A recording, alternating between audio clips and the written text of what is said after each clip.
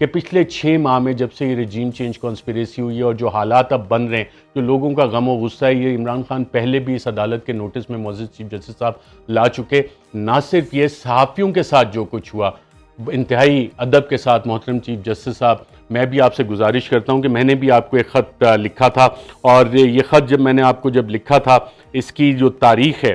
وہ تاریخ ہے معزز چیف جسٹس صاحب 12 جولائی 2022، اور اس پر جو رجسٹرار تھے یہ ریسیو بھی ہوا تھا، اور سپریم کورٹ رپورٹر ایسوسی ایشن کے جو صدر ہیں انہوں نے مجھے بتایا کہ آپ کے دفتر میں انہوں نے یہ ڈیلیور بھی کر دیا تھا۔ اور اس خط میں میں نے آپ کو معزز چیف جسٹس صاحب کو ناظرین بتایا تھا، اور یہ میں آپ کے سامنے اس خط کا یہ عکس رکھ رہا ہوں کہ میرے پاس انتہائی معتبر ذرائع سے یہ معلومات آئی ہیں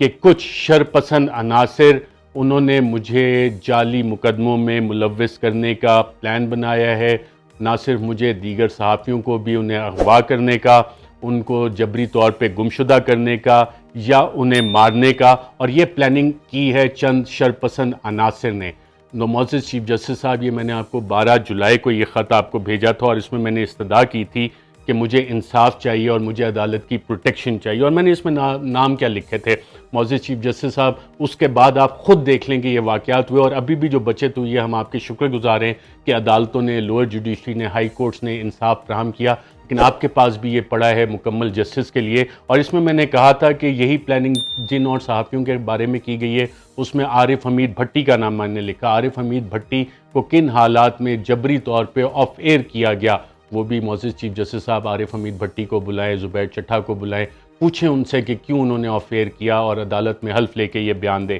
عمران ریاض خان، ہم آپ کے شکر گزار ہیں معزز چیف جسٹس صاحب اور عدلیہ کے کہ جتنے بھی بوگس جعلی کیسز ہوئے تھے وہ عدلیہ میں کہیں بھی نہیں ہوئے، اور عدلیہ سے انہیں انصاف ملا، لیکن ابھی بھی انہیں ہراساں کرنے کا سلسلہ جاری ہے۔ اور یہ میں نے 12 جولائی کو بتایا تھا، آنریبل چیف جسٹس صاحب سمیع ابراہیم، ان کے دفتر کے باہر ان کے اوپر حملہ ہوا۔ صابر شاکر، اس کو جو دھمکیاں ملی اسے ملک چھوڑ کے میری طرح نکلنا پڑا۔ صدیق جان،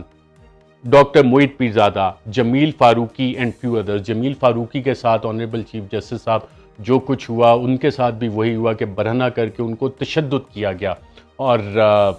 کس بات پہ کہ انہوں نے ڈاکٹر شہباز گل پہ جو تشدد تھا اس حوالے سے ایک ٹویٹ کی تھی، اور اس کے بعد ان کے ساتھ بھی وہی سلوک کیا گیا۔ اینڈ فیو ادرز میں ایاز امیر صاحب کی بھی اب مثال آپ کے سامنے ہے، اس کے علاوہ عماد یوسف جو ہیڈ آف نیوز سے ایئر وائی کے، اور یہ باقاعدہ آنریبل چیف جسٹس صاحب، میں ناظرین بتا رہا ہوں آپ کو کہ یہ میں ان کو 12 جولائی کو لکھ چکا تھا، یہ واقعات سب اس کے بعد ہوئے ہیں، جس کا مطلب کہ ایک منظم پلاننگ اس حوالے سے ہوئی جو ہمارے ذرائع نے بتایا۔ اب تو بہت سے نام بھی عمران خان صاحب بھی کہتے ہیں کہ ان کو بھی علم ہے، تو معزز چیف جسٹس صاحب کیا عمران خان صاحب کو بلائیں گے اور وہ نام پوچھیں گے، کیونکہ یہ آنے چاہیے۔ یہ جرم ہے، یہ آزادی اظہار رائے کے خلاف جرم ہے، یہ فریڈم آف دا پریس جو ایک بنیادی انسانی حق ہے، جو کانسٹیٹیوشنلی گرانٹڈ فنڈامنٹل رائٹ ہے، اس کے خلاف جرم ہے۔ ٹارچر، آرٹیکل 14 جو اس کی وائلیشن ہے۔ رائٹ ٹو لائف، جتنی پیاری ججمنٹ آنریبل